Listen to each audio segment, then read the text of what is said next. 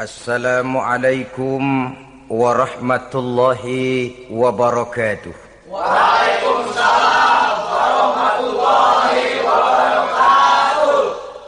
Bismillahirrahmanirrahim. Alhamdulillahi rabbil alamin. Wal aqibatu lil muttaqin. Wala udwana illa 'alal zalimin. Wassalatu wassalamu ala ashrafil anbiya'i wal mursalin, imamil muttaqin, sayyidil ghurril muhajjalin, wa ala alihi wa ashabihil mujahidin at-tahirin, amma ba'du. Saudara-saudara kaum muslimin rahimakumullah. Nabi Musa alaihi salam adalah salah seorang nabi yang termasuk di dalam kelompok ulul azmi, 5 di antara yang terbesar. Beliau mendapat gelar kalimullah, artinya rasul yang pernah diajak dialog langsung oleh Allah Subhanahu wa ta'ala. Seperti yang kita maklum bahwa di zaman Nabi Yusuf alaihi salam, beliau membawa serta seluruh keluarganya untuk tinggal di Mesir. Maka berkembang biaklah keturunan Bani Israel di tanah Mesir. Sampai di zaman pemerintahan Ramses II, yang merasa khawatir dengan semakin banyaknya keturunan Bani Israel di Mesir akan menghancurkan kekuasaan daripada kerajaannya. Ramses II inilah yang kita kenal sebagai Fir'aun di zaman Nabi Musa alaihi salam. Maka terjadilah kemudian kebijaksanaan yang tidak bijaksana.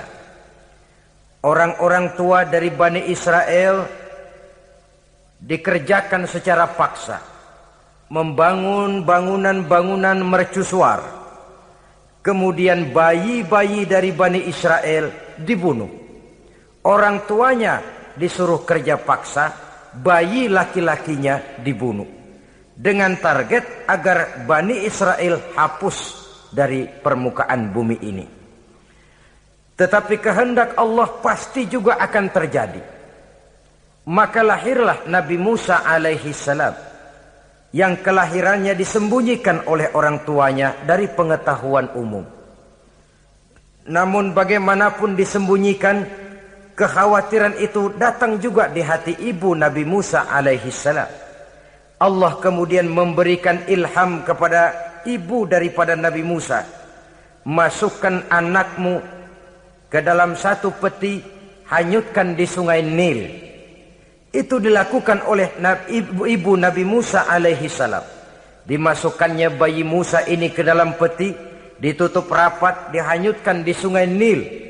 Kemudian ibu tadi memerintahkan saudara perempuannya untuk mengikuti kemana peti ini hanyut di bawah arus sungai Nil. Adapun peti ini kemudian hanyut dibawa oleh arus sungai Nil, memasuki istana Fir'aun. Maka permaisuri atau istri daripada Fir'aun melihat peti hanyut itu, diperintahkan tentaranya untuk mengambil peti tadi. Manakala peti terbuka, berisi seorang bayi laki-laki yang sangat mungil, sangat gembiralah istri daripada Fir'aun. Diusulkannya kepada suaminya agar bayi laki-laki tadi diambil saja, dijadikan sebagai anak angkat, dipelihara dan dibesarkan dalam istana. Fir'aun menerima usul daripada istrinya. Maka sejak saat itu dijaga, dipelihara dan dibesarkanlah Nabi Musa alaihi salam di lingkungan istana Fir'aun laknatullah alaihi. Begitulah ia memasuki masa remajanya, tumbuh sebagai anak angkat daripada Fir'aun dengan segala fasilitas yang serba cukup di dalam istana Fir'aun. Sampai pada masanya di mana ia kemudian menyadari bahwa ia sebenarnya bukan dari keturunan orang-orang Mesir, tapi berasal dari keturunan Bani Israel. Sehingga satu hari ketika ia keluar dari istana, ia bertemu dengan orang yang sedang bertengkar. Satu dari keturunan Bani Israel, satu lagi dari orang Mesir. Musa membantu orang Israel ini melerai perkelahian, tapi kemudian Nabi Musa memukul orang Mesir tadi, dan memang hebat, sekali pukul mati. Saudara-saudara, tidak sengaja Nabi Musa itu hanya memukul, memberikan peringatan, tapi mati. Ini disembunyikan oleh Nabi Musa, tapi bagaimanapun disembunyikannya, akhirnya toh tahu. Apalagi Fir'aun sejak awal memang sudah mendapat firasat. Jangan-jangan inilah yang banyak diramalkan oleh dukun-dukunku, ahli nujum di istanaku, bahwa akan lahir seorang anak laki-laki dari keturunan Bani Israel yang akan menghancurkan kekuasaanku, memusnahkan kerajaanku. Jangan-jangan ini orangnya. Sejak hari pertama menemukan bayi Musa, Fir'aun sudah punya firasat ke arah itu. Tapi karena kalah oleh desakan istrinya, maka diterimalah Musa untuk dibesarkan di dalam lingkungan istana. Sehingga akhirnya oleh karena perasaan bersalah ini, Nabi Musa melarikan diri. Melarikan diri dari istana Fir'aun setelah nyata-nyata bahwa dia memang keturunan Bani Israel. Melarikan dirilah Nabi Musa alaihi salam keluar dari Mesir menuju negeri Madian. Di dalam pengembaraannya, saudara-saudara, di satu lembah, Nabi Musa ketika itu belum menjadi nabi. Pemuda Musa ketika itu sedang beristirahat. Dari kejauhan dilihatnya orang sedang berdesak-desakan. Rupanya adalah pengembala-pengembala kambing yang akan mengambil air dari dalam sumur. Mereka berdesak-desakan, berebut karena sumur cuma satu, yang ngambil air kelewat banyak. Di antara desakan-desakan orang itu, Nabi Musa melihat dua orang wanita, kakak beradik, minggir saja, tidak ikut berdesak-desakan. Nabi Musa menghampiri dua wanita tadi. Kamu sedang apa di sini? Kami sebenarnya ingin mengambil air. Kenapa tidak ikut berdesak-desakan? Itulah soalnya. Mereka laki-laki semua, gagah perkasa pula. Kalau kami ikut berdesak-desakan, bagaimana jadinya kami? Biarlah kami mengalah, menunggu sampai mereka selesai semuanya, baru kami akan mengambil air. Mengertilah Nabi Musa bahwa wanita kakak beradik ini demikian halus akhlaknya. Gak mau berdesak-desakan sama orang laki. Budi pekertinya sedemikian luhur. Tungguin aja dah, ntar juga beres. Kalau semua udah kan pada minggir, kita nggak pakai berdesak-desakan. Saudara hadirin, menyadari kodrat kewanitaannya, sehingga berdesak-desakan itu saja sudah dianggap bisa mengurangi citranya sebagai wanita. Biar dia ngalah aja, tungguin ntar juga rapi. Bukan malah ikut ngerangsek. Enak nih berdesakan sama orang laki nih, lumayan nih.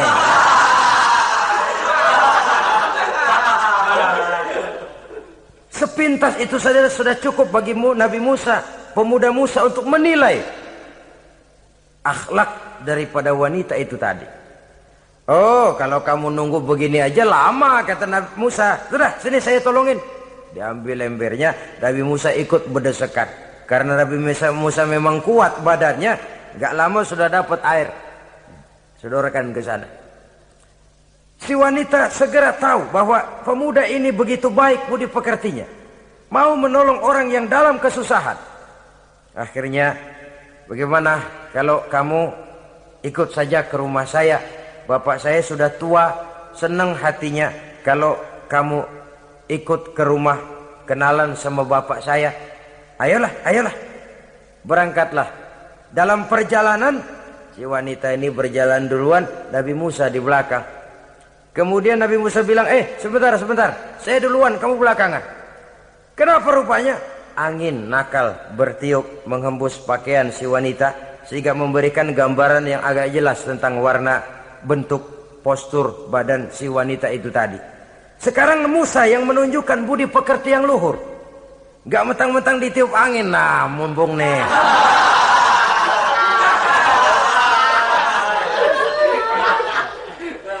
Rezeki nih, kapan lagi nyari yang begini ya? Jadi dua-duanya sudah menunjukkan satu akhlak yang sangat luhur. Dan manakala sampai di rumah si wanita kakak beradik tadi, diceritakanlah halnya bahwa dia ditolong oleh seorang pemuda. Inilah orangnya. Sangat bersukacitalah hati orang tua kedua wanita itu tadi. Lalu usul si wanita tadi, Pak, kita kan di sini banyak punya kambing, nggak ada yang bantuin gembala. Bapak sudah tua.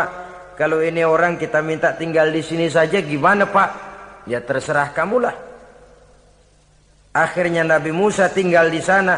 Menurut satu riwayat 8 tahun ikut mengembalakan kambing. Dan orang tua tadi tidak lain adalah Nabi Syuaib alaihi salam, yang pada akhirnya kemudian Nabi Musa dikawinkan dengan wanita itu tadi.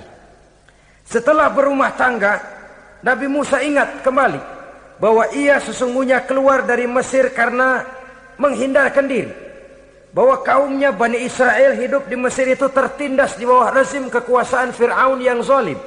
Dikerjakan secara paksa, wanita dipermalukan, bayi-bayi laki-laki dibunuh. Tergerak hatinya. Dia sudah enak, punya mertua bijaksana, punya istri cantik, hidup tenang sebagai pengembala kambing. Tapi nurani kebangsaannya berontak. Saya tidak boleh bersenang-senang sementara bangsa saya ditindas. Saya tidak boleh menari di atas bangkai saudara saya. Saya tidak boleh tersenyum di atas penderitaan saudara-saudara saya. Saudara-saudara saya Bani Israel merintih di bawah penindasan Fir'aun. Saya harus membebaskan mereka. Diceritakanlah hal ini kepada mertuanya. Wah, ya kalau pakai bahasa mertua, saya mau kembali ke Mesir. Untuk apa Musa? Untuk menyelamatkan saudara-saudara saya Bani Israel yang masih dalam cengkraman kezaliman rezim Fir'aun. Saya harus membebaskan mereka. Ya kalau memang itu tekadmu nak, berangkatlah. Bapak mengiringimu dengan doa. Berangkatlah Nabi Musa bersama istrinya. Sampai ketika beliau sedang istirahat di satu lembah, dari kejauhan beliau melihat ada api menyala. Beliau berkata kepada istrinya, kau tunggu di sini. Tidak lama saya akan kembali. Saya akan menghampiri api itu. Berangkat Nabi Musa ke arah api menyala tadi. Makin didekati makin terang sinarnya. Sampai kemudian terdengar suara, ya Musa, inni ana rabbuka fakhla' na'laik. Innaka bil wadil muqaddasi tuwa wa ana akhtartuka fastami' lima yuha. Wahai Musa, akulah Tuhanmu, bukalah terompahmu. Sesungguhnya engkau berada di satu lembah yang disucikan bernama lembah tua. Aku telah memilihmu Musa, dan sekarang dengarlah apa yang diwahyukan kepadamu. Pada saat itulah turun wahyu pertama, dan resmilah sudah Nabi Musa diangkat menjadi Rasul oleh Allah Subhanahu wa ta'ala. Di satu lembah di Bukit Tursina. Apa wahyu yang pertama turun? Bunyinya, innani anallah, la ilaha illa ana fa'budni. Sesungguhnya aku inilah adalah benar-benar Tuhanmu. Tidak ada Allah selain daripada aku. Maka hendaklah engkau hanya beribadah menyembah kepada aku. Ini umum saudara. Semua Rasul yang diutus Allah, inilah ajaran prinsipnya. Anallah, la ilaha illa ana. Akulah Allah Tuhanmu. Tidak ada Tuhan lain selain Allah. Semua Rasul membawa ajaran ini. Oleh sebab itu, bukan hanya sekadar percaya kepada Tuhan saja yang penting. Sudahlah, pokoknya kan percaya kepada Tuhan. Iya, Tuhan yang mana?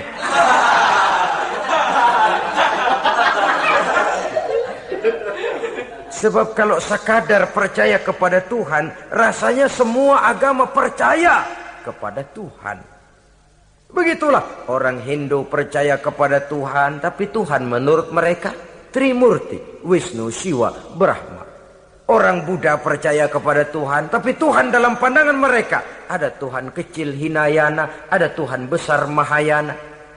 Orang Majusi juga percaya kepada Tuhan, tapi Tuhan dalam pandangan mereka ada Tuhan kebaikan namanya Ahriman, ada Tuhan kejahatan namanya Ahura Mazda. Orang Nasrani juga percaya kepada Tuhan, tapi Tuhan kata mereka dalam bentuk Trinitas. Tuhan Anak, Tuhan Bapa, Ruhul Kudus. Ini semua Tuhan dalam pandangan mereka.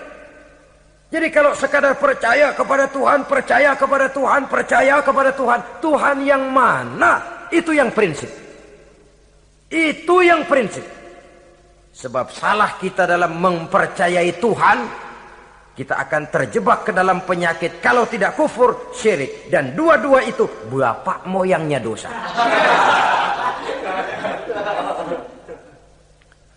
Begitu Islam menyelamatkan kita masyarakat manusia. Ya ayyuhan nasu ubudu rabbakumul ladzi khalaqakum. Hai manusia, Tuhanmu yang perlu kamu sembah itu hanyalah Tuhan yang telah menciptakan kamu. Dan itu tidak lain adalah Allah yang lam yalid wa lam yulad wa lam yakul lahu kufuwan ahad, yang laisa kamitslihi syai'un. Ia tidak beranak, ia tidak diperanakkan, dan ia tidak bisa diserupakan dengan apapun. Dialah Allah itu. Begitu wahyu yang diberikan kepada Adam, kepada Nuh, kepada Ibrahim, kepada Yusuf, bahkan kepada Musa alaihi salam. Innani anallah, la ilaha illa ana, fa'budni. Akulah Allah, Tuhanmu. Tidak ada Tuhan lain selain daripada aku Allah. Maka kepadakulah kamu hanya menyembah. Ini wahyu yang pertama turun, sudah berisi tauhid. Jadi hakikatnya agama Yahudi, saudara, adalah agama tauhid. Agama monoteis. Agama yang mengajarkan hanya ada satu Tuhan untuk seluruh alam. Dan Tuhan itu adalah Allah subhanahu wa ta'ala. Sebab itu syahadat orang Yahudi bunyinya begini. Shema Yisrael, Yahweh Elohenu, Yahweh Echad. Ini syahadatnya orang Yahudi. Itu perbedaan bahasa Suryani Ibrani dengan bahasa Arab. Kita Isma itu bahasa Arab, dia Shema. Isma, Shema. Shema Yisrael, Yahweh Elohenu, Yahweh Echad. Ahad Echad.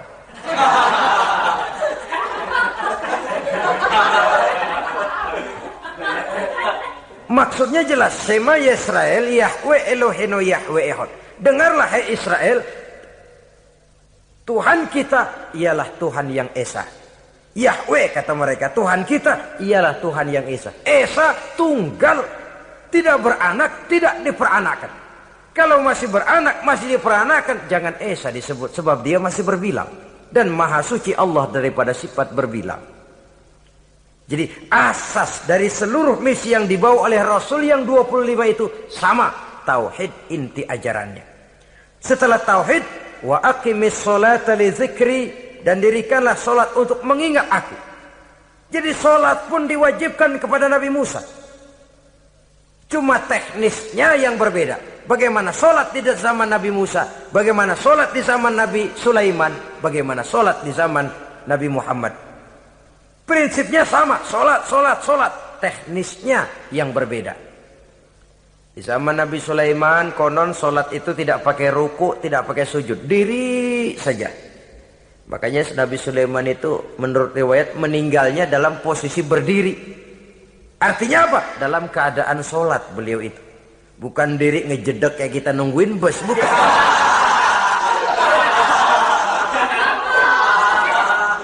Berdiri dalam kondisi solat. Tapi yang jelas solat itu setiap Nabi. Hanya teknisnya saja yang berbeda. Jadi ini sudah akidah dan syariat. Akulah Allah Tuhanmu, tidak ada Tuhan lain selain aku. Ini kan akidah. Yang kedua, wa aqimis sholata li dzikri, syariat. Dirikan solat untuk mengingat aku. Inna sa'ata atiyatun, sesungguhnya kiamat itu pasti akan datang. Ini juga sudah urusan beriman, percaya kepada yang gaib. Saudara-saudara kaum muslimin rahimakumullah. Setelah mendapat wahyu ini, turunlah perintah Allah kepada Nabi Musa. Apa kata Allah? Izhab ila fir'auna innahu tagha. Sekarang Musa, berangkatlah kamu menuju Fir'aun. Ia telah melampaui batas. Berangkatlah kamu ke sana Musa, hadapi Fir'aun, sampaikan dakwah ini, ia telah melampaui batas. Innahu tagha, ia telah berlebih-lebihan. Nah, saudara-saudara, jadi dua fungsi sudah. Kalau pada mulanya Nabi Musa berniat kembali ke Mesir hanya untuk membebaskan kaumnya Bani Israel, sekarang malah bertambah. Tidak hanya sekedar itu, malah lebih utama adalah menyampaikan risalah, menyampaikan misi kerasulannya, menyadarkan Fir'aun, menegakkan tauhid, mengembangkan syariat. Bertambahlah tugas Nabi Musa sebagai pejuang bangsa, juga sebagai mujahid, pejuang agama. Pada mulanya sebagai pejuang bangsa tuh. Artinya Nabi Musa ini kembali kepada Fir'aun di Mesir, tujuannya tadi kan cuma untuk membebaskan Bani Israel kaumnya. Ini pejuang bangsa. Tapi di tengah jalan ia mendapat wahyu. Berangkat kau kepada Fir'aun, innahu tagha, ia telah melampaui batas. Sadarkan dirinya, canangkan tauhid, sampaikan syariat. Bertambahlah tugasnya. Lebih daripada sekedar pejuang bangsa, ia juga pejuang agama, pejuang tauhid. Dwi fungsi. Kadang-kadang ada pejuang agama tapi tidak pejuang bangsa. Kadang-kadang ada pejuang bangsa tapi tidak pejuang agama. Nah, saudara-saudara kaum muslimin rahimakumullah, idealnya ya kedua-duanya. Ya pejuang agama, ya pejuang bangsa juga. Mendapat tugas seperti ini, apa permohonan Nabi Musa alaihi salam? Beliau berkata, qala rabbi shrah li sadri wa yassir li amri wahlul 'uqdatam min lisani yafqahu qawli waj'al li waziran min ahli Haruna akhi usdud biha uzri. Ini permohonan Nabi Musa ketika dilantik menjadi rasul. Diberikan tugas, berangkat kau ke Mesir, sampaikan risalah ini kepada Fir'aun, karena ia telah melampaui batas. Apa permohonan Nabi Musa? Rabbi syrah li sadri, ya Allah, lapangkan hati saya. Wa yassir li amri, mudahkan urusan saya. Wahlul 'uqdatam min lisani, buka kebekuan lidah saya. Yafqahu qawli, sehingga mereka mengerti apa yang akan saya bicarakan. Ini kondisi dasar. Memulai satu perjuangan dengan persiapan dasar. Apa permohonan pertama? Isyrah li sadri, lapangkan jiwa saya. Menghadapi musuh dengan jiwa yang lapang itu penting. So, kalau kita menghadapi musuh dengan jiwa yang sempit, kita sudah kalah sebelum perang. Menghadapi musuh dengan jiwa yang lapang, artinya masih berharap kalau dia mau mengikuti ajaran ini. Jadi pada tahap pertama itu datang bukan sebagai orang yang mau membasmi, tapi sebagai orang yang mau menyelamatkan. Ini perlu jiwa yang lapang. Sebab dakwah Nabi Musa itu kan pertama menyadarkan Fir'aun dulu. Nanti akan kita lihat setelah disadarkan dengan kata-kata, tidak kena juga dengan bukti berupa mukjizat. Masih bandel juga. Musa mohon supaya dikirim bencana. Masih nggak mempan juga, habis dah urusan. Jadi ada tahapan sesuai dengan kemungkinan Fir'aun bisa menerima. Sama juga bayi itu kan kalau baru lahir ke dunia, brol, kasih susu emaknya dulu. Gedean dikit, bubur. Gedean lagi, nasi ulek dah. Udah gede betul, nasi. Udah gede banget, jengkol jijelin.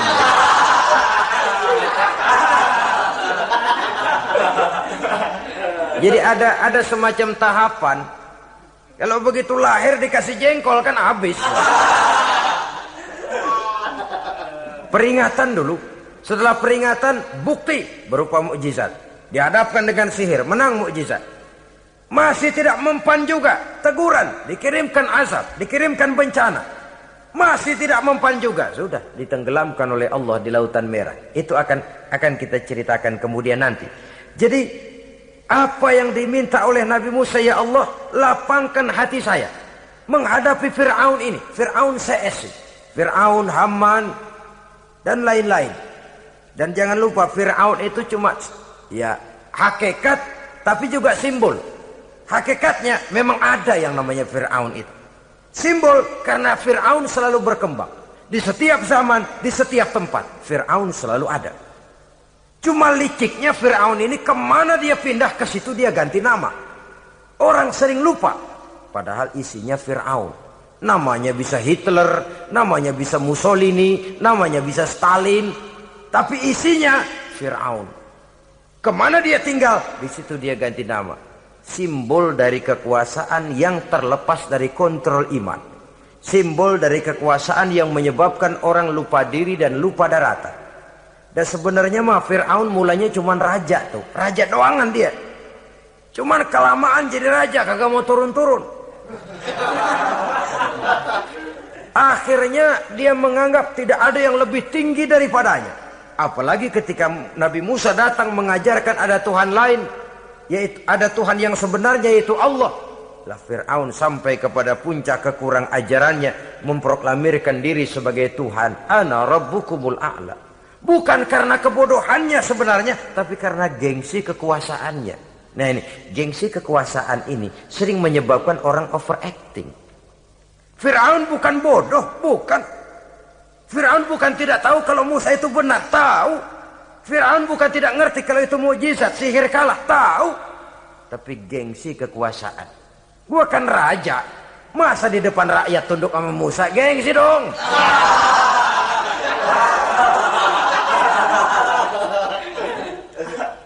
Cobalah lihat, gengsi kekuasaan sering membuat orang mau menginjak-injak kebenaran. Mau membohongi hati nuraninya sendiri. Mau membohongi kolbinya, hatinya. Padahal itu sudah, orang kalau sudah hatinya sendiri dibohongin, apalagi orang lain, sudah manusia paling kejam itu. Cuma karena gengsi kekuasaan saja. Gengsi kekuasaan kadang menganggap remeh kecil Nabi Musa. Kadang merasa besar di depan rakyatnya, tiba-tiba harus tunduk kepada dakwah Musa. Ntar dulu, ada apa sama Musa? Dia kanyut, gue yang ngangkat. Iya toh, peristiwa di Sungai Nil itu. Karena aku yang nyelamatin, aku yang besarkan dia di istanaku. Gengsi kekuasaan sering menyebabkan orang overacting. Bukan karena kebodohannya, dia tahu itu benar. Tapi dia berat untuk mengikutinya. Kenapa? Gengsi kekuasaan. Inilah watak Fir'aun. Oleh sebab itu Nabi Musa minta, ya Allah, lapangkan hati saya menghadapi orang kayak Fir'aun ini. Wa yassirli amri, dan mudahkan urusan saya. Ini orang berjuang itu, saudara. Setelah segala taktik dan strategi dibicarakan, segala persiapan fisik disiapkan, jangan lupa, wa yassirli amri, ya Allah, mudahkan urusan saya. Sebab sepanjang yang bisa kita lakukan hanyalah berusaha dan berusaha. Kepastian, ketentuan, hak prerogatif daripada Allah Azza wa Jalla. Kalau Allah memberikan kemudahan, satu dunia orang mau menghadang, no problem. Kalau Allah sudah memberikan kemudahan, satu dunia orang mau mendatangkan kesulitan, gak ada gunanya. Wa yassirli amri, mudahkan kiranya urusan saya ini ya Allah. Karena sudah terbayang oleh Musa. Pertama, faktor psikologis. Bagaimanapun Fir'aun itu kan bapak angkat sendiri. Ya orang kalau nasihatin orang lain barangkali nggak terlalu jadi beban moral. Tapi kalau sudah menasehati orang yang pernah mengasuh dan membesarkan dia, itu kan beban moral. Sulit posisi ini. Apalagi kekuasaan mutlak berada di tangannya, tentaranya gagah perkasa. Wa yassirli amri, mudahkanlah urusan saya ya Allah. Lapangkan hati, mudahkan urusan. Saudara-saudara kaum muslimin rahimakumullah. Permohonan yang ketiga dari Nabi Musa, setelah minta dilapangkan hati dan dimudahkan urusan, wahlul 'uqdatam min lisani, bukalah kebekuan lidahku. Satu riwayat menjelaskan bahwa Nabi Musa memang agak gagap kalau bicara. Riwayat lain menjelaskan bahwa beliau agak sedikit cadel. Tapi yang jelas, minta agar dibukakan kebekuan lidah. Ini mengandung satu pelajaran. bahwa cara menyampaikan sesuatu akan sangat menentukan sesuatu itu sendiri. Sesuatu yang baik, kalau salah cara kita mengucapkannya, salah cara kita menyampaikannya, jadi tidak baik kesan orang. Ini soal ucapan. Soal hati itu Allah saja yang tahu. Tapi kan orang sebelum tahu hati ini, omongan yang didengar, tingkah laku yang dilihat. Maka ini yang diminta oleh Nabi Musa alaihissalam. Misi risalah ini berat. Menyampaikan pesan ilahi ini tidak ringan. Kalau salah saja ngomong, akan timbul kesalah pengertian. Oleh sebab itu, wahlul 'uqdatam min lisani, bukalah kebekuan lidah saya ini, supaya lancar bicara untuk menyampaikan yang hak, menghancurkan yang batil. Cara kita menyuguhkan sesuatu sangat menentukan sesuatu itu sendiri. Saudara datang ke rumah saya, yang saya suguhkan cuma segelas teh pahit dan singkong goreng, tapi kalau dengan kata-kata yang menyentuh, enak didengar telinga, nggak berasa tuh singkong goreng. Sebaliknya yang disuguhkan makanan mahal, mewah, lezat, caranya kasar, omongannya nggak enak didengar. Makan dah sikat abisin deh, gue tau lu lapar, abisin deh.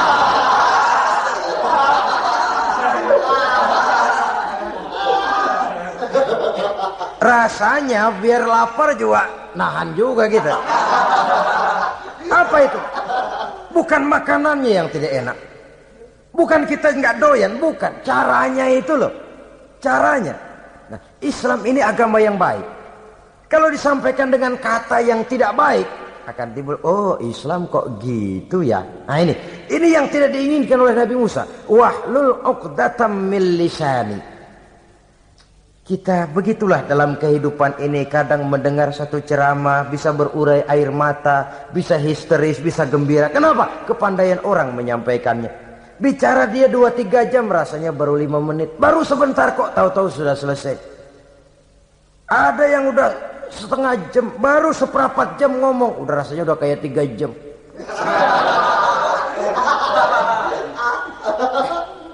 Kita udah berbisikkan, udah dah. Wahlul 'uqdatam min lisani. Targetnya apa? Yafqahu qauli, agar mereka memahami. Tentu lawannya agar mereka tidak salah mengerti, agar mereka tidak salah paham. Sebab kalau misi ini diterima dengan salah paham, dakwah tidak nyambung. Maka ini doa banyak dibaca, diamalkan oleh orang-orang mimbar yang sering pidato. Lapang hati melihat kerumunan orang banyak, tapi nggak dak-dikduk, nggak kena demam mimbar. Udara dingin tapi keringat, baju basah. Saudara hadirin yang saya hormati, lalu permohonan yang selanjutnya daripada Nabi Musa alaihi salam, waj'al li waziran min ahli, dan jadikanlah bagiku seorang pembantu dari keluargaku. Siapa? Haruna akhi, dia tidak lain adalah saudaraku Harun. Usdud biha uzri, akan saya limpahkan kepadanya segala beban-beban yang saya derita. Artinya orang berjuang perlu teman, nggak bisa sendirian. Nggak, bagaimanapun hebatnya kita tetap memerlukan bantuan daripada orang lain. Sendiri memang lebih baik daripada berteman orang jahat.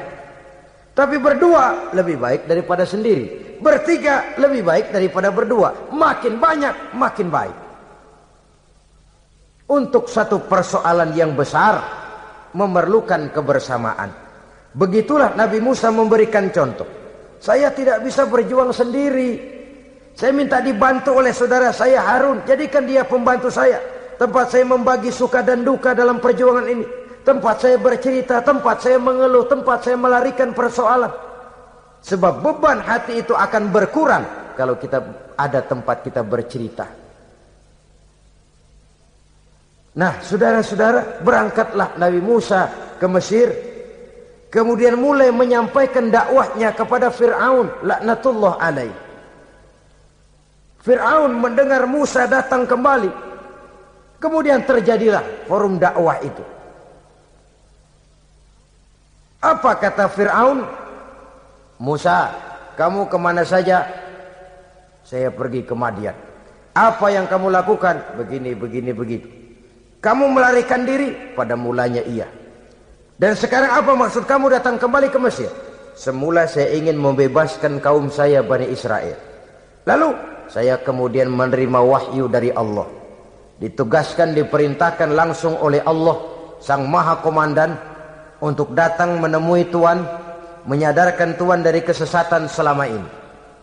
Siapa Allah itu Musa? Allah adalah Tuhan saya dan Tuhan juga dan Tuhan seluruh alam ini. Baru nih Musa. Saya baru dengar nih. Ada yang begini nih. Tuhanlah pakai nggak kelihatan. Tuhanlah cuma satu. Yang Tuhannya banyak aja masih kelaparan.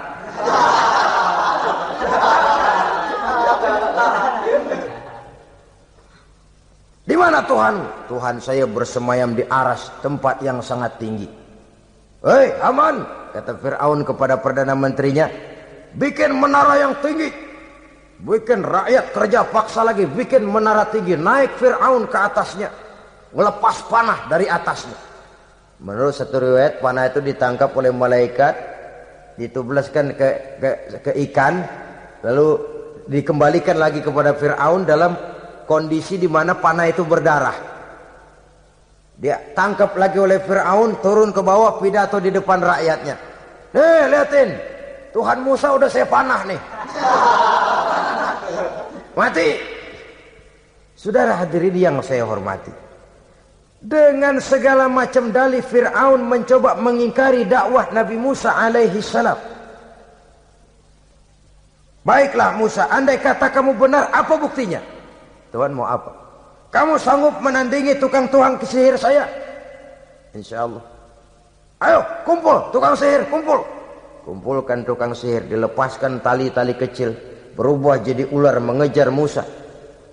Musa oleh Allah difirmankan, lemparkan tongkatmu Musa. Musa melemparkan tongkatnya. Tongkat Musa kemudian berubah menjadi ular besar yang menerkam ular-ular kecil tadi. Habis itu ular kecil ciptaan tukang sihir Fir'aun. Begitu hebat mukjizat yang diberikan Nabi Musa. Dan Fir'aun tahu itu mukjizat. Tapi dia ingkar juga. Tidak mau beriman. Sudah nyata bukti, sudah jelas saksi, dia tetap ingkar. Akhirnya Nabi Musa berdoa memohon kepada Allah, Rabbana innaka ataita fir'auna wa mala'ahu zinatan wa amwalan fil hayatid dunya. Wahai Allah, sungguh engkau telah memberikan kepada Fir'aun dan para pembesarnya zinatan, segala macam perhiasan, wa amwalan, dan segala macam harta benda, fil hayatid dunya, di dalam kehidupan dunia ini.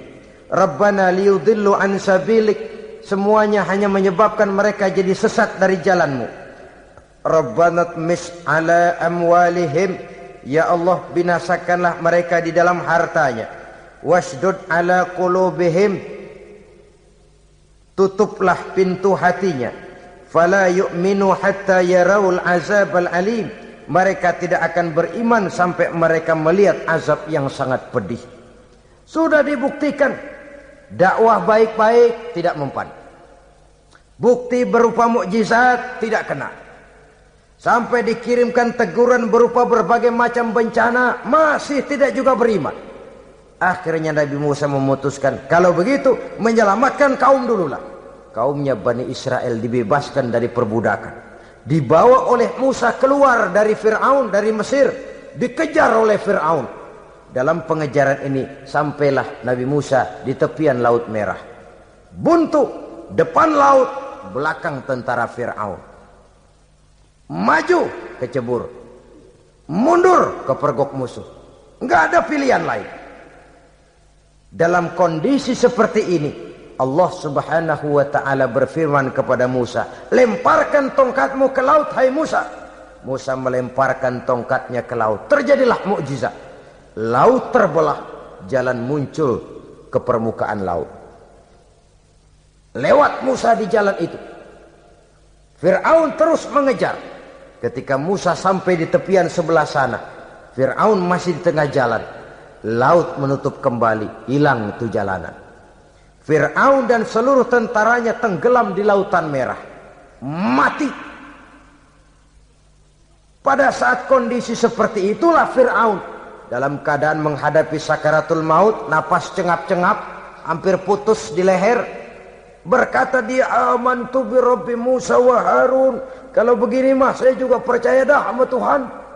Percaya dah sama Tuhannya Musa dan Tuhannya Harun. Kata malaikat maut, kemarin kemana mas?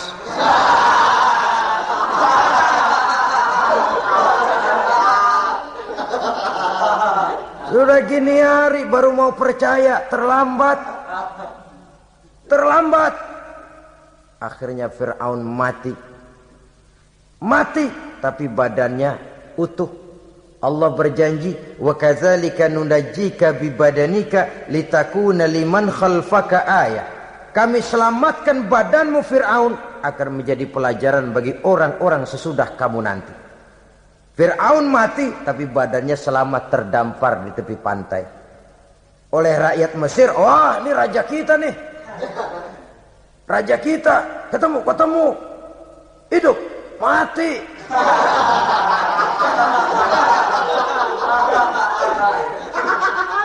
Kemudian sesuai dengan tradisi raja waktu itu, dimumilah badannya, diawetkan, sehingga sampai sekarang jenazah atau jasad daripada Fir'aun ini masih tersimpan dengan baik di museum negara di Mesir itu. Saudara-saudara kaum muslimin rahimakumullah. Jadi satu hal yang bisa kita ambil pelajaran daripada riwayat perjalanan dakwah Nabi Musa ini, bahwa dakwah menyampaikan risalah memang bukan jalan lurus dan licin bertabur bunga di kanan kirinya. Dakwah menyampaikan pesan agama, jalannya berliku, berbelok, menanjak, menurun, banyak onak dan duri di sekelilingnya. Yang paling makan hati adalah apabila sudah berdakwah kepada penguasa yang zalim, seperti halnya Fir'aun ini. Bagaimanapun ia punya kekuasaan, ia punya tentara, ia bisa menghitamkan yang putih, ia bisa memutihkan yang hitam. Kalau bukan iman yang jadi landasan moral dalam perjuangan, orang mudah frustasi.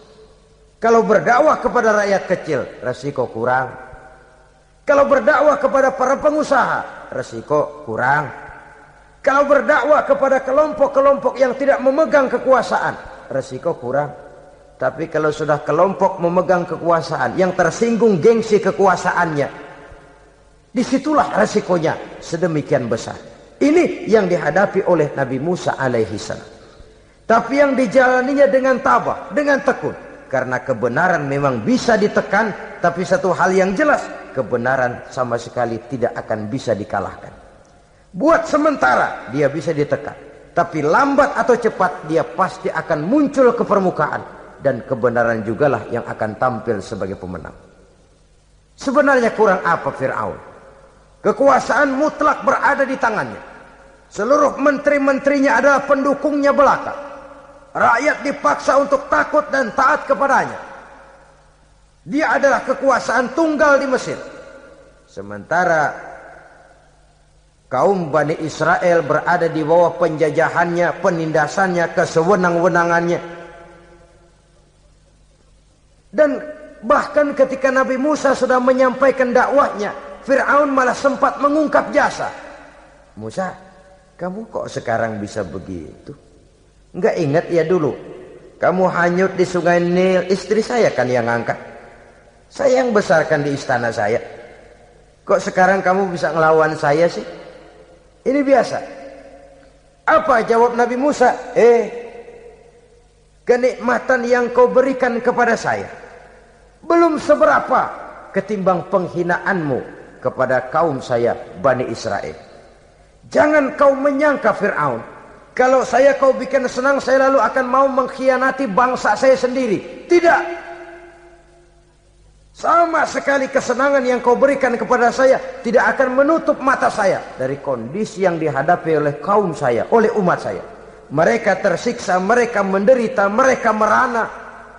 Haruskah saya lupakan mereka cuma karena saya sudah tinggal di istanamu, engkau yang membesarkan?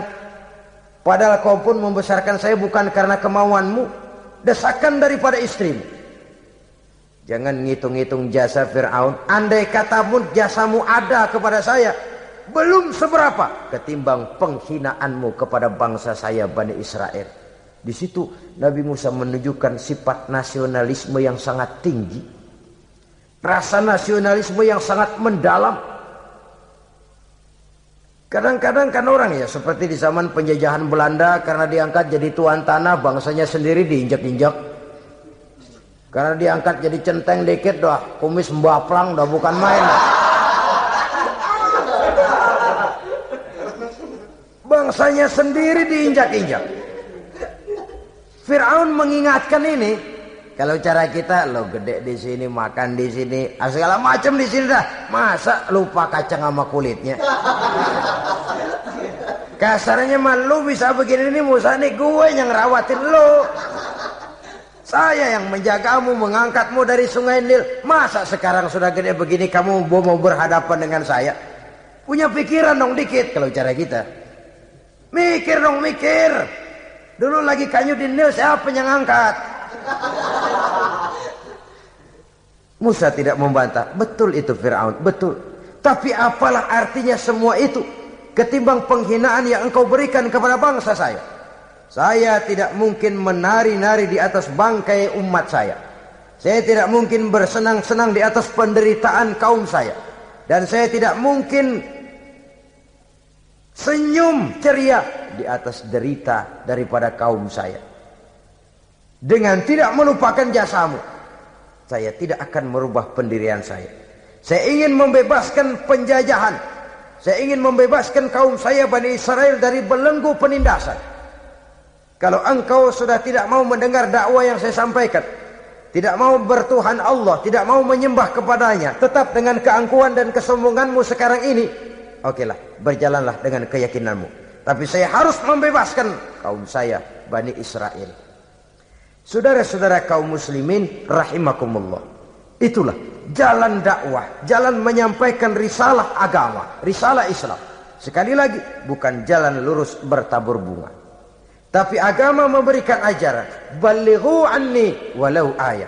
Sampaikan dari aku walaupun cuma sekedar satu ayat saja. Tugas ini memang mulia tapi berat. Tugas ini memang terhormat tapi penuh resiko. Ya kalau menyampaikan asal sekedar menyampaikan, sudahlah, pokoknya nyampein, percaya syukur kagak, udah dah. Bukan cuma sekadar itu, ada semacam tanggung jawab moral. Maka kondisi dasar yang dilakukan oleh Nabi Musa, permohonan yang tadi itu, ya Allah, lapangkan hati saya. Jalan ini penuh onak dan duri, berliku, menanjak, menurun. Banyak halangan, tentangan, rintangan, dan fitnahan. Kemudian mudahkan urusan saya. Menentang kekuasaan Fir'aun bukan perkara ringan. Bukan urusan main-main. Menentang raja yang sedang berkuasa. Kekuasaannya mutlak, otoriter pula. Diktator murni Fir'aun itu. Mudahkan urusan saya menghadapi jalan ini ya Allah. Karena tidak mungkin menurut otak. Mana bisa kata kebiasaan, impossible kata rasio. Kalau Allah mau memudahkan, semua jalan akan terbuka dengan mudah. Tapi kalau Allah yang mempersulit, bagaimanapun matangnya perhitungan strategi, taktik, rencana, program, planning, kalau Allah mempersulit, jalan itu akan jadi buntu jadinya. Oleh sebab itu maka persiapan zahir harus diimbangi dengan persiapan batin. Untuk menegakkan sesuatu yang hak, menghancurkan sesuatu yang batil, sebagaimana yang dilakukan oleh Nabi Musa alaihi salam ini. Dan segala macam tantangan dihadapi oleh Nabi Musa. Kau menyampaikan risalah bahwa engkau Rasul? Ya. Kau punya bukti? Siap.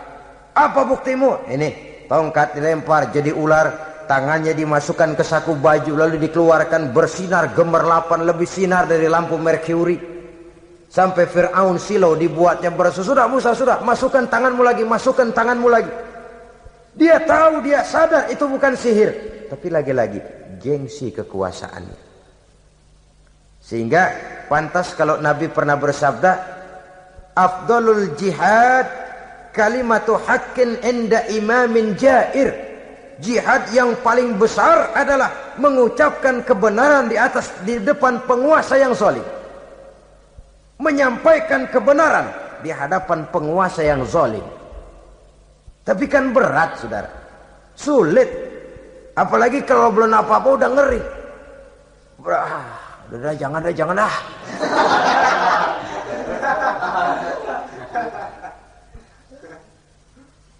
Itu sebabnya Ishrah li sadri, lapangkan hati saya. Saya tidak punya kepentingan apa-apa kecuali menyampaikan kebenaran. Kalau sudah ada kepentingan pribadi, itu yang sering jadi handicap. Itu yang sering jadi jurang pemisah antara kita dengan orang yang akan kita sampaikan kebenaran tadi. Saudara-saudara kaum muslimin rahimakumullah, maka terasa benar relevannya doa yang diajarkan oleh Rasul kepada kita. Allahumma arinal haqqa haqqa warzuqna ittiba'ah wa arinal batila batilan warzuqna ijtinabah. Ya Allah, tunjukkan kepada saya bahwa yang benar itu benar, berikan saya kekuatan untuk mengikutinya. Ya Allah, tunjukkan kepada saya bahwa yang salah itu salah, berikan saya kekuatan menghindarinya. Kenapa? Orang sering tahu bahwa itu benar, tapi tidak berdaya mengikutinya. Seperti Fir'aun, tahu bahwa Musa itu benar. Abu Jahal, Abu Lahab juga tahu bahwa Nabi Muhammad itu benar. Abrahat juga tahu bahwa Nabi Ibrahim itu benar. Namrus juga tahu Ibrahim itu benar. Tapi mereka tidak berdaya mengikuti kebenaran karena gengsi kekuasaannya. Kadang kita tahu bahwa itu salah. Salah itu. Tapi karena dilakukan oleh orang yang punya kekuasaan, kita lalu tidak berdaya menghindarinya. Malah terjebak ikut-ikutan salah. Lalu menghibur-hibur diri. Sudahlah, tak ada gading yang tak retak. Bukankah dengan demikian kita sudah melegimitir kesalahan? Tahu bahwa itu benar dan mampu mengikutinya, itu nikmat. Tapi tahu itu benar namun tidak berdaya mengikutinya, itu mendatangkan siksaan batin. Tahu itu salah dan mampu menegur, itu nikmat. Tahu bahwa itu salah tapi larut ikut salah, nimbrung dalam kesalahan, itu mendatangkan tekanan batin. Jadi tahu kebenaran itu penting, tapi terketuk hati mengikuti kebenaran itu jauh lebih penting. Semua kita tahu Islam itu benar, tapi semua yang tahu Islam itu benar maukah mengikuti ajaran Islam? Tidak. Semua orang tahu kalau judi itu batil. Hatta penjudi yang paling kakap pun mesti tahu kalau itu batil, itu tidak baik. Tapi dia tidak berdaya untuk menghindarkannya. Terjebak ke dalam penyakit itu tadi. Oleh sebab itu, saudara-saudara kaum muslimin yang saya cintai, tidak ada satu ucapan yang lebih baik. Dalam istilah Quran itu Allah menjelaskan, wa man ahsanu qawlan mimman da'a ila Allah wa amila salihan wa qala innani minal muslimin. Ucapan siapakah yang lebih baik dalam hidup ini selain daripada mimman da'a ila Allah, selain daripada ucapan orang-orang yang menyeru ke jalan Allah, orang-orang yang menyadarkan kepada agama, ini jalan Allah, mari ikuti, itu jalan setan, mari tinggalkan. Wa amila salihan, tidak cukup sekedar berdakwah mengajak orang ke jalan Allah, dia juga beramal soleh. Dia bangun rumah sakit, dia bangun madrasah, dia bangun masjid, dia makmurkan majelis taklim, dia santuni yatim piatu. Wa qala innani minal muslimin, seraya berkata, saya termasuk orang yang berserah diri kepada Allah. Da'a ila Allah wa amila salihan wa qala innani minal muslimin. Menyerukan manusia ke jalan Allah, beramal soleh, dakwah bil hal kata orang sekarang. Kemudian mereka pada akhirnya berkata, kami adalah sekelompok orang-orang yang sudah berserah diri kepada Allah. Segalanya diserahkan kepada Allah. Lahirlah kedamaian rohani, ketegaran pribadi, ketentraman batin di dalam dia melaksanakan tugasnya. Kalau tidak, maka nanti ya tuh orang kan gua ajak baik-baik nyuruh sembahyang, ngapa gua dimusuhin? Dipikirin, kurus dah. ampek aja dah. Makan hati. Soal orang mau beriman atau tidak itu bukan urusan kita. Tugas kita hanya sekedar penyampai. Tugas Rasul hanya sekedar penyampai. Kalau dakwah sudah disampaikan, metode sudah disusun, pendekatan sudah baik, tapi orang tidak mau beriman, Allahumma inni qad ballaghtu, ya Allah sudah saya sampaikan, ya Allah sudah saya peringatkan, ya Allah sudah saya sampaikan, ya Allah sudah saya tegur. Kalau toh tetap begitu juga, sudah saya sampaikan ya Allah. Di sana kelapangan lalu tumbuh. Jadi dengan kata lain, kita hanya berusaha, hidayah adalah di tangan Allah. Oleh sebab itu, kita ini termasuk yang bersyukur telah mendapat limpahan hidayah ini. Kalau kita lihat Fir'aun CS, termasuk Haman, Perdana Menterinya, dan seluruh bala tentaranya, kurang apa? Mereka lihat mukjizat. Mereka saksikan kebesaran Allah. Di dunia juga mereka sudah dikirim bencana, teguran kepada mereka, entah tidak juga beriman. Dan strategi Nabi Musa mula-mula dialog, diajak ngomong, diajak bicara, diajak mikir, tukar pikiran. Allah itu begini-begini, oh tidak bisa, iya begini begitu. Masih tidak percaya juga, dibuktikan mukjizat, tongkat jadi ular, tangan bisa mengeluarkan sinar. Masih ingkar juga, keluar doanya nih. Doa yang ada dalam surah Yunus ayat 88-89. Rabbana tmis ala amwalihim. Ya Allah cukup dah. Seruan sudah disampaikan, peringatan sudah diberikan, mukjizat sudah mereka lihat, tapi enggak juga mau beriman. Buresin aja harta bendanya dah. Habisin aja. Habisin dah. Dikasih perhiasan kehidupan dunia. Innaka ataita fir'auna wa mala'ahu zinatan wa amwalan. Dikasih harta, kesenangan dunia, bikin sesat. Habisin aja dah. Wastud ala qulubihim, hatinya empat dah. Udah dipatri, udah enggak mempan apa-apa. Sudahlah ya Allah. Wala yu'minu hatta yaraul azabal alim. Rasanya mereka memang enggak bakalan mau beriman kalau belum melihat azab yang sangat pedih. Dan memang setelah timbul tenggelam, napas mau sekarat, baru beriman. Terlambatlah sudah. Nah, saudara-saudara kaum muslimin rahimakumullah, bagaimana akhir daripada perjalanan Nabi Musa ini, insya Allah akan kita bicarakan pada pertemuan berikutnya. Terima kasih atas perhatian saudara. Mohon maaf atas segala kekurangan. Wassalamualaikum warahmatullahi wabarakatuh. Waalaikumsalam.